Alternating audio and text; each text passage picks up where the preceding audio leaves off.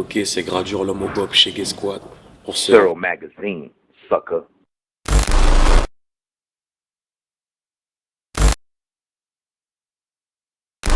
Il y a des gens aussi qui l'ont fait avant moi. Peut-être à basse échelle, mais ils l'ont fait quand même. Il y a la lime, il y a plein de 59 grammes. À peut-être une petite échelle, pas une aussi grosse que moi, mais il y en a qui l'ont fait. Leader, c'est un grand mot. C'est un grand mot. Après, moi, j'essaie juste de mettre la lumière sur le 5-9. C'est un plaisir pour moi de représenter le département au niveau national et même outre-mer. Et c'est un plaisir. C'est un plaisir. C'est un plaisir. Donc moi, juste, on peut pas dire que je suis le leader, je suis juste des précurseurs, on va dire, entre guillemets. C'est-à-dire que juste au niveau national, voilà, au niveau national, j'ai mis la lumière. Je pense qu'il y en a qui vont continuer après moi. Le but, c'est de mettre la lumière au maximum sur le département. Il y a plein de petits qui ravent. S'ils peuvent avoir la chance d'avoir une visibilité nationale, moi, ça me coûte rien de le faire. Ça me coûte rien de le faire. Donc, dès qu'il y a des artistes du 5-9, du secteur qui sont là, qui font des petits clips, qui poussent, si je peux pousser, moi, je pousse. Le but, c'est d'avancer dans l'union. D'avancer dans l'union, c'est-à-dire que moi, dès que je vois, il y a plein de petits rappeurs que je connais qui sont là. Dès que je peux pousser, je pousse au maximum. Il y a peut-être une petite partie que je connaissais. Après, il y a une partie que je découvre. Hein. Je découvre doucement. Des fois, il y a un mec qui va faire avec un featuring avec un autre mec. Et je vais voir, je vais dire, ouais, il est pas mal celui-là. On partage. C'est ça. Puis, moi, c'est mon état d'esprit. Moi, je suis dans la communion, dans le partage. Et que je peux partager, je partage. Ça coûte rien en plus. Parce que plus, on va dire que les rappeurs, surtout les rappeurs français, ils n'ont pas la même mentalité qu'aux États-Unis. Aux États-Unis, on me donne la force facilement. J'ai un mec qui peut venir avec un son, il va péter, tout le monde va lui donner la force, il va sortir un album, tout le monde va le partager sur les réseaux sociaux, il va faire un gros son, il va demander à Busta Rhymes, à Rick Ross de faire un remix, tout le monde va le faire, il va faire un clip, il y aura plein de grosses têtes. C'est comme ça, la musique pour moi c'est un partage. Avant tout c'est un partage. Donc pour moi je pense que c'est important ça. Et c'est dommage que en France les piliers, ils aient pas ces valeurs-là, je pense. C'est dommage. Parce que moi, voilà, j'aime bien le rap français, j'aime bien aussi le rap Quinry. Mais ce qui me plaît là-bas, c'est ça. Ils ont un état d'esprit vraiment assez ouvert. Ouvert. Moi, ça me fait plaisir, ça me fait kiffer ça. Ça me fait kiffer, donc moi, j'essaie de faire comme eux à peu près.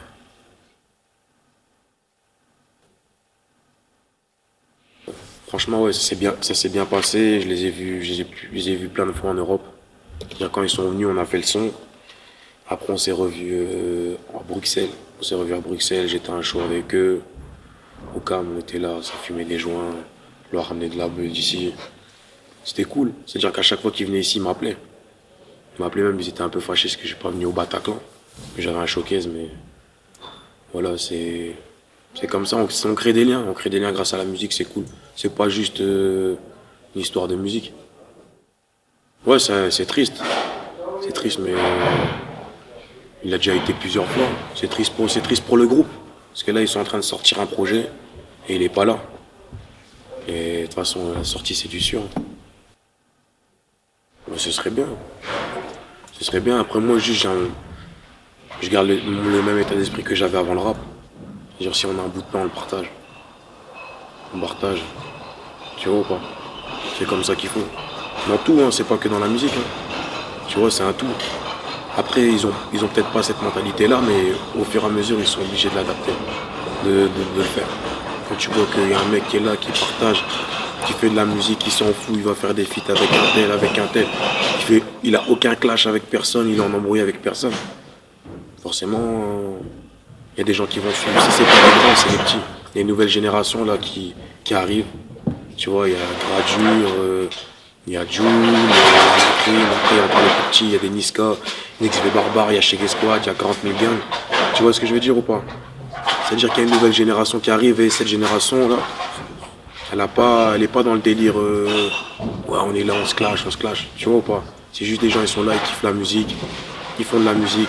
S'il peut faire un son avec toi, on fait un son. C'est comme ça la musique. C'est comme ça la musique. C'est-à-dire qu'à un moment, il y avait des clashs. Et le problème, c'est que quand les grands ils se clashent, tous les petits, on les voit plus. Tu vois. Et aujourd'hui, avec aussi mon arrivée, je pense que ça a joué aussi, tu vois. Je pense, hein. Ça a joué et maintenant, regarde, tu peux regarder normal. Un mec, un petit qui fait un clip sur YouTube, tu peux le regarder. Pareil que quand tu regardais un Booba ou un. Tu vois ce que je veux dire? Tu vois, tu peux regarder un Niska, tu peux regarder un XV Barbare, tu peux regarder des clips. Ça se trouve, tu vas kiffer plus que les grands. Tu vois, il n'y a plus de barrière en fait. Il n'y a plus de barrière et ça, c'est bien. Tu peux être un mec du quartier, tu peux être un petit bobo, il n'y a plus de barrière. Même les filles, elles écoutent la musique, elles écoutent du rap. Tu vois, il n'y a plus de barrière, c'est devenu comme aux États-Unis maintenant. Tout le monde écoute. Il n'y a pas besoin d'avoir. C'est tout le monde. Tout le monde. Tu vois, il y a un mélange, il y a un melting pot, tout le monde écoute. C'est bien. C'est plus démocratisé, je pense. On est ensemble, tout simplement. Il y a une communion entre moi et le public. On partage. Je peux pas l'expliquer. Tu le vois, je peux pas l'expliquer. Tu vois, c'est-à-dire que là, tu me vois, je suis calme. Mais quand tu me vois sur scène, c'est un autre truc. C'est un autre délire. Je peux pas l'expliquer, cousin. Tu vois pas. C'est-à-dire que ces heures de travail, ces heures de studio, ça paye. Tu vois. Ça paye et moi, je suis proche de mon public. C'est important, ça. Je peux sauter dans la foule, j'en ai rien à foutre.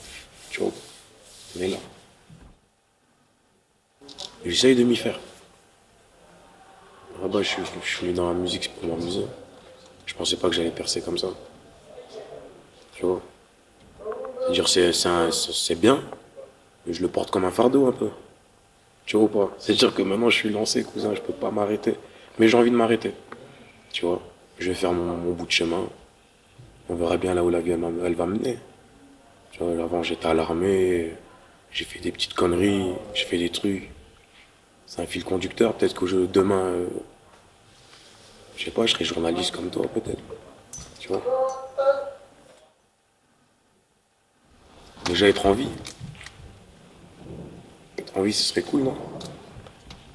Être en vie, je pense que si je peux être à l'étranger, ce serait cool aussi. En Thaïlande? En Thaïlande, je sais pas. Une grosse casse d'aide à Sefrico qui est là-bas. Mais à l'étranger, tu vois. D'avoir un peu une vie d'inconnu. Genre, je sors de chez moi, je dois pas faire des photos. Je dis pas que c'est contraignant, hein. Tu vois, je m'y fais. Mais de vivre comme un être humain normal un peu, tu vois ou pas. T'es à l'étranger, y a personne qui te connaît, t'es personne. C'est pour ça que quand je me suis mis dans le rap, j'étais content de continuer l'armée. Parce que quand j'étais à l'armée, j'étais personne. Tu vois ou pas? Y a pas de gradure, poteau. Tu dois aller faire ta corvée, tu vas faire ta corvée. Et c'est ça qui me permettait aussi d'avoir, comment dire, une distance entre le buzz, tout ça, et ça me faisait du bien. Tu vois? C'est-à-dire que dans l'armée, c'est ça que je regrette un peu. Tu vois, le fait de t'oublies tous les soucis du quartier, les soucis de la musique, parce qu'il y a beaucoup de soucis aussi dans la musique, il y a beaucoup de jaloux, il y a beaucoup de tout. C'est un tout. Tu vois, le succès, ça fait pas que des amis, hein, poteaux, et des fans, hein, tu vois. Et le fait d'être là-bas, j'étais coupé de tout. J'étais coupé de tout, ça c'était cool. Si je peux me barrer à l'étranger, ouais, ça serait cool. Franchement. C'est dans mes projets, ça. Les États-Unis, ce serait cool. Ce serait cool, je te cache pas. À Magic City, à Atlanta avec les Migos? Ouais, ou même ailleurs. Même à LA ici. Tu vois. Je vais voir là où je peux, là où je me sentirais bien, j'irai. Même au Canada peut-être, même s'il fait froid. Ouais, déjà c'est au Congo-Brazza. Après moi je suis originaire de la République démocratique du Congo. C'est à côté, tu vois. C'est à côté mais c'est la même langue. C'est une fierté pour moi. Une fierté pour moi. Je dis la vérité, c'est bien de remplir des concerts à Lyon. J'ai rempli le Bataclan, j'ai fait des concerts à Bordeaux. Mais aller au pays, c'est magnifique. Si je remplis, encore mieux. Tu vois. C'est mes origines, c'est ce quelque chose d'important. Je le revendique à chaque fois. Et je pense que c'est important. C'est important, et si un jour je peux faire quelque chose même pour aider le pays, je le ferai. Tu vois. Moi j'ai été qu'une fois au pays, c'est quand j'avais 5 ans. J'ai pu être depuis à Kinshasa, tu vois. Dès que je pourrais y aller, je pense que ça va être le feu. C'est un truc de ouf. Tu vois. Ouais, un peu. Ça fait plaisir. Et que les gens ils reprennent tes expressions. C'est-à-dire que t'es un peu influent. Tu vois ou pas? C'est une fierté. Faut que ça continue. C'est la magie de la musique, je pense. Tu vois, des fois tu fais pas attention. Si tu fais pas attention, des fois tu fais des sons. Mais j'essaye. J'essaye sur la mixtape de. Je vais garder la colonne vertébrale, tu vois. Parce que c'est ça qui fait qu'aujourd'hui je suis là. Mais je vais essayer de faire des sons différents. Tu vois, pourquoi pas me permettre de chanter dans des sons, de tenter des choses que j'ai pas forcément tenté auparavant. Et c'est important aussi. Des fois m'améliorer sur certains sons au niveau de l'écriture. Tu vois. C'est ça, c'est un travail, c'est un sport. T'as toujours envie de prouver. Tu vois, je te cache pas, dès que j'ai sorti mon album, j'ai fait disque d'or et tout, c'est bien. Mais tu penses déjà au futur. Des fois, tu commences à douter. Tu vois ou pas? Tu doutes, tu dis, est-ce que je vais encore réussir à faire des bons sons? Tu vois, parce que des fois, t'as plus d'inspiration, des fois. Ça revient, mais des fois, t'en as plus. Et tu te poses des questions. Tu vois? Parce que c'est comme un sport, c'est comme le tennis, t'es tout seul. Tu vois ou pas? T'es tout seul, tu dis est-ce que la prochaine fois tu vas gagner Roland Garros? Tu vois ce que je veux dire? C'est pas qu'une histoire d'argent ou une histoire de succès, c'est une histoire aussi de prouver aux gens. De prouver aux détracteurs par exemple que tu peux faire quelque chose de mieux, tu peux faire. Tu vois ce que je veux dire ou pas? Donc des fois t'as des doutes. T'as des doutes mais c'est la magie de la musique. Des fois je fais des sons, je me dis ça c'est lourd, ça n'a rien à voir avec ce que j'ai fait. Mais ça c'est lourd.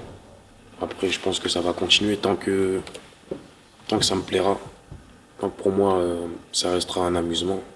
Tu vois même si j'essaie de le mettre au format professionnel. Et tant que ça sera un amusement, je pense que ça va continuer. Ça va continuer, après il faut juste que je me renouvelle à chaque son. Tu vois, ça c'est important. De montrer que je suis pas qu'un buzz.